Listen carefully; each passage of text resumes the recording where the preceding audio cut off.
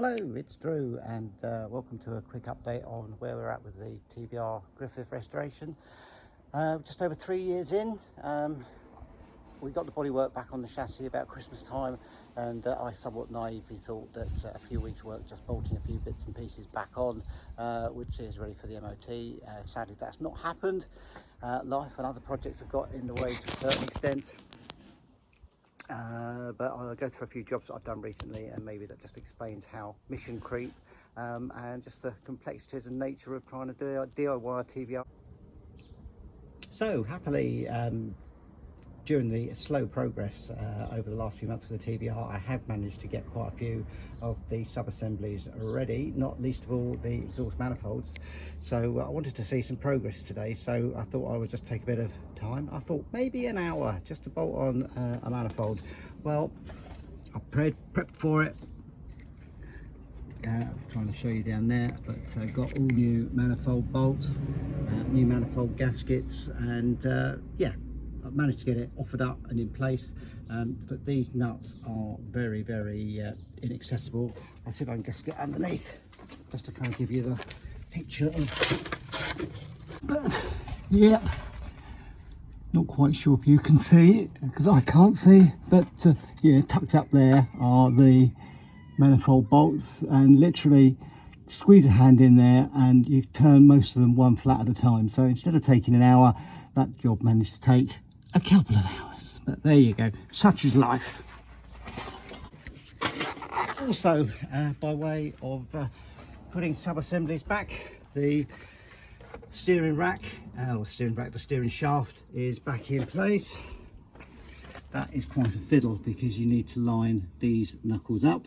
Obviously I'm trying to do a really good job on a really tight budget, so I bought replacement bolts and obviously new nylock nuts for the joints.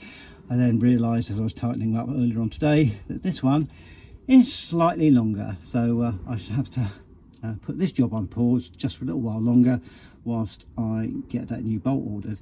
These are new bolts for the pedal box assembly, which is back in place, and that's all tightened up on there, and I'm in the process of bleeding up the brakes. The front brake calipers I haven't had rebuilt, but as again, everything on this car throws a little spanner in the works. So the brake nipples are blocked up. You can get brake fluid out by pulling the whole nipple out, but they just need to come on and be properly cleaned out. So again, a quick 1 hour's brake bleeding job suddenly becomes an extra day's work and a bit of frustration because you just haven't finished it off. Another little job I've done today, as the owner will remember because he helped me take the chassis off some years ago, we had to cut out a little bit of the bodywork here just to get the nut, the chassis nut off, chassis bolt I think it is. So glass fibered that back in today, and I'll just pop a little bit of paint on that just to tidy that up. Again, mission creep, I was going to put everything back as it was. Now this breather pipe that comes from the plenum there, when we got the car, it ran through here, through the moving fan belt to pick up and then go back down the back chassis on the passenger side to the petrol tank. Seems like a really bad bit of engineering to me, call me old-fashioned, and as the pipe comes in, this is where the pipe from the back comes through, it literally does a little U-turn.